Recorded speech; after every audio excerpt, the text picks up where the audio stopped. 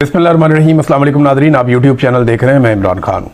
सबसे पहले तो डोनाल्ड ट्रंप ने अमरीकियों की अक्सरियत को बेवकूफ़ करार दे दिया है। फ्रस्ट्रेशन बहुत बढ़ती जा रही है। डोनाल्ड ट्रंप को भी इस बात का आइडिया है कि इस लड़ाई को वो जिस तरफ लेकर जा रहा है, फेस सेविंग लेने के चक्कर में वो अपने आप को ज़्यादा रिस्क में डाल रहे हैं। अब या तो ईरान का टोटल लॉस करने के बाद उन्हें कोई ना कोई जवाब देना पड़ेगा कि ये इतने बड़े बड़े जंगी जुराइम उन्होंने क्यों किए। डोनाल्ड ट्रंप से ना मीडिया सख्त सवालात भी करना शुरू हो गया। जब डोनाल्ड ट्रंप से ये पूछा गया कि जनाब जंगबंदी कब तक होगी, ये चीज़ें पूछी गई, तो डोनाल्ड ट्रंप ने कहा कि बदकिस्मती से अमरीकी अवाम चाहते हैं कि हम घर वापस आएँ। अगर फैसला मेरे हाथ में होता तो मैं तेल के ज़खायर को कब्जे में ले लेता, तेल अपने पास रखता, बहुत सारा पैसा कमाता और ईरान के लोगों का भी ख्याल रखता। तो जो लोग डोनाल्ड ट्रंप के मुखालिफ हैं जंग में, उन अमरीकी शहरियों को डोनाल्ड ट्रंप ने बेवकूफ़ करार दे दिया। अभी एक दिन पहले जो CNN का सर्वे था वो ये बता रहा था कि 68% अमरीकी जो हैं वो ख़िलाफ़ हैं और अमरीकियों की अक्सरियत जो है वो जंग की जो पॉलिसी है डोनाल्ड ट्रंप की उसके ख़िलाफ़ है।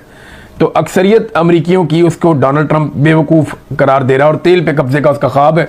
जैसे वेनेज़ुएला के तेल पर कब्ज़ा, इराक के तेल पर कब्ज़ा, मिडल ईस्ट के तेल पर कब्ज़ा, लीबिया के तेल पे अपनी कंपनियों का कब्जा और फिर बिलाखिर ईरान तक ये पहुंच गए।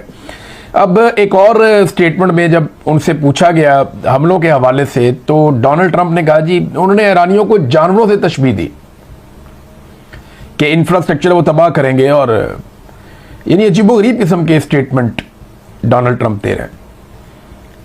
जब सवाल किया गया तो उन्होंने कहा ये जानवर है ईरानी, एनिमल्स करार दिया। और ये जवाब बनाया कि जी वहाँ पे क्योंकि बहुत ज़्यादा एहतजाजी मुजाहरों को कुचला गया है, तो वो तो पाकिस्तान में भी किया गया, वो तो बाकी जगहों पे भी किया जाता है। लेकिन क्योंकि इस वक्त ईरान के ऊपर हमला मकसूद था तो ईरानियों को जो है वो जानवर करार दे दिया। और फिर जब डोनाल्ड ट्रंप से ये सवाल किया गया जनाब लोग आपको पागल कह रहे हैं और आपको ज़हनी मरीज़ कहते हैं, तो इस पर डोनाल्ड ट्रंप ने कहा जी मुझे कोई फ़र्क नहीं पड़ता। फिर सबसे ज़्यादा तनकीद डोनाल्ड ट्रंप पे इस बात पर हो रही है कि डोनाल्ड ट्रंप ने गालियाँ दी हैं, और जब उससे पूछा गया कि आपने गालियां दी, उसने कहा जी बिल्कुल मैंने दी हैं। लोग आपको ज़हनी मरीज़ कह रहे हैं, कहते जी मुझे इससे कोई फ़र्क नहीं पड़ता। ये जिस आदमी की हालत हो जाए वो मामले को कहाँ तक ले जाएगा इसका आप अंदाज़ा लगा सकते हैं। फिर इसमें एक और चीज़ है, डोनाल्ड ट्रंप ने कहा कि मंगल फाइनल है।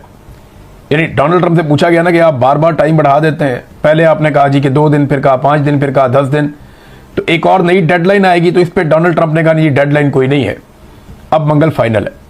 पाकिस्तान ने जो तजावीज़ दी, रॉयटर्स के मुताबिक पाकिस्तान के आर्मी चीफ ने ये कार्रवाई की, उन्होंने रब्ता किया ईरान से भी, अमेरिका से भी, और तजावीज़ बनाकर दोनों ममालिक के साथ शेयर की कि ये वो एक बीच का रास्ता है जिससे जनाब आप लोग मुज़ाकरात करके इससे निकल सकते हैं लड़ाई से, क्योंकि पाकिस्तान को सूट करता है कि जंगबंदी हो जाए।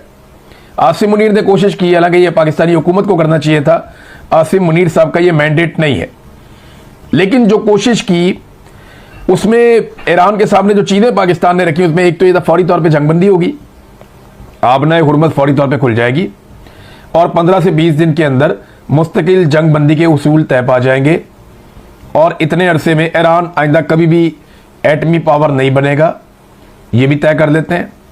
और उसके साथ ईरान पे से कुछ पाबंदियाँ भी उठा ली जाएंगी और ईरान जो है उसको कुछ सहूलियात भी फराहम की जाएगी, जैसा कि उसके कुछ एसेट्स हैं या उसके कुछ फ्रीज हुए हैं असासे, वो सारे उसको वो मिल जाएंगे, जो कुछ भी उसका जब्त किया हुआ है। ये ईरान को पाकिस्तान ने कहा, लेकिन पाकिस्तान क्या इसकी गारंटी दे सकता है? तो जवाब है कि नहीं दे सकता। मैं आपको एक मिसाल देता हूं। 2 मिसालें हमारे सामने हैं, एक हमास की और एक अफगानिस्तान की। इन दोनों ने अमेरिका के साथ मिलकर डील की थी। जब हमास ने अमेरिका के साथ मिलकर डील की थी, उस वक्त जो सालिस थे वो तुर्की और मिस्र थे। उन्होंने गारंटी दी थी कि ऐसा कुछ नहीं होगा, अब जंगबंदी करें। तो हमास ने अमेरिका के साथ, इसराइल के साथ जंगबंदी कर दी, वो जंगबंदी हो गई। हमास ने अपने तमाम वादे पूरे किए, लेकिन दूसरी जानिब से लगभग 800 के करीब फ़लस्तीनियों को शहीद किया गया। इसराइल की जानिब से बार बार वायलेशन की गई और ना तुर्की कुछ कर सका, ना मिस्र कुछ कर सका, ना बोर्ड ऑफ पीस के अंदर बैठा हुआ पाकिस्तान कुछ कर सका।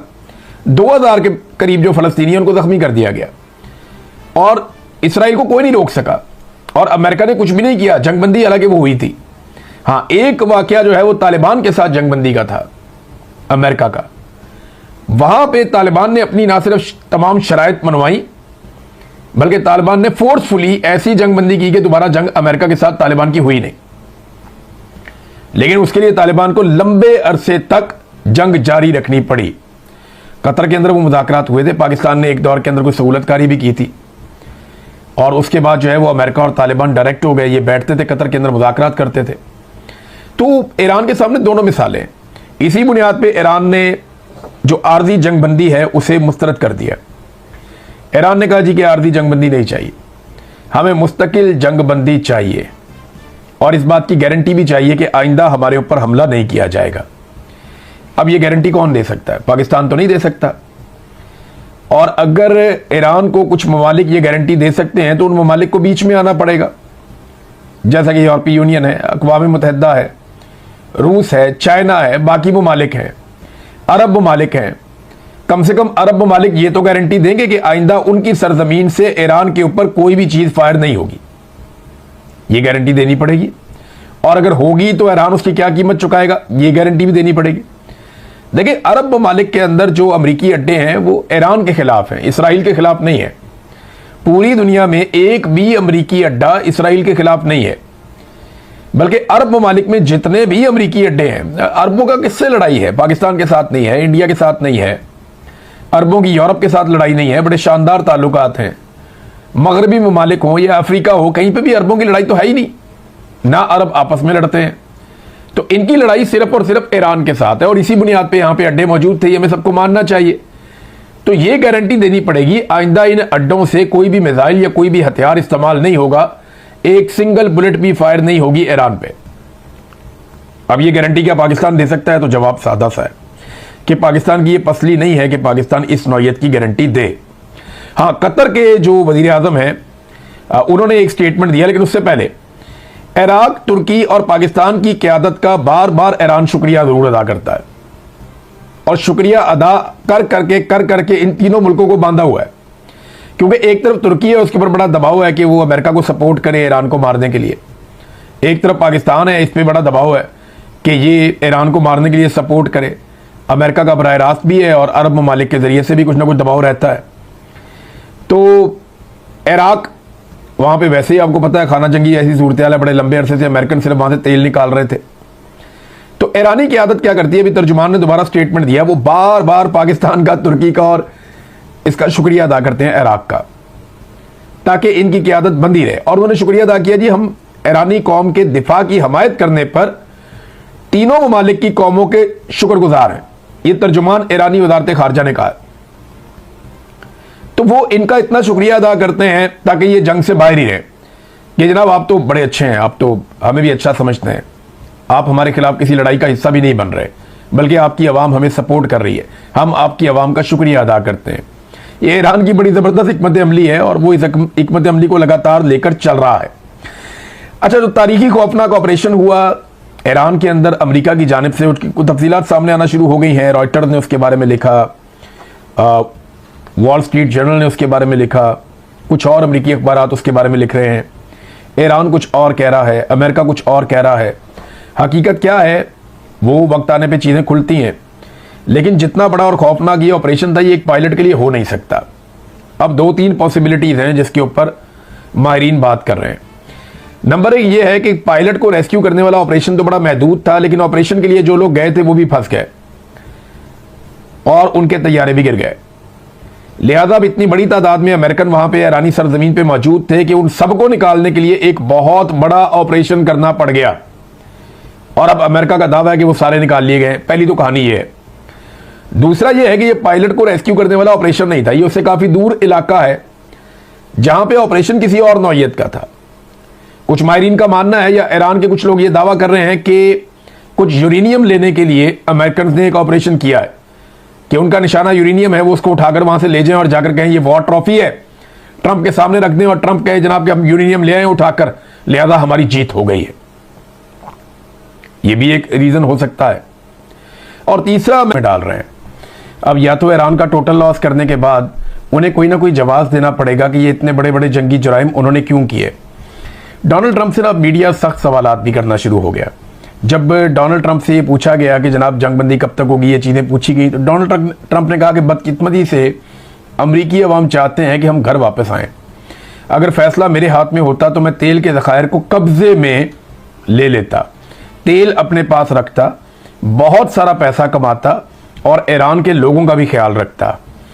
तो जो लोग डोनाल्ड ट्रंप के मुखालिफ हैं जंग में, उन अमरीकी शहरियों को डोनाल्ड ट्रंप ने बेवकूफ़ करार दे दिया।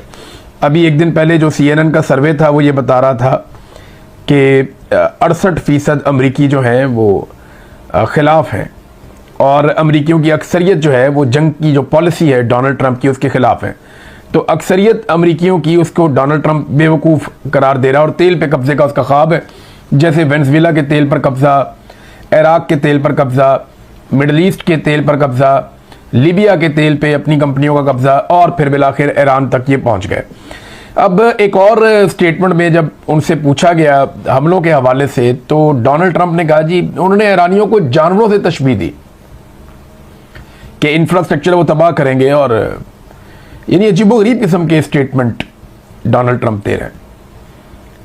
जब सवाल किया गया तो उन्होंने कहा ये जानवर हैं ईरानी, एनिमल्स करार दिया, और ये जवाब बनाया कि जी वहाँ पे क्योंकि बहुत ज़्यादा एहतजाजी मुजाहरों को कुचला गया है, तो वो तो पाकिस्तान में भी किया गया, वो तो बाकी जगहों पे भी किया जाता है।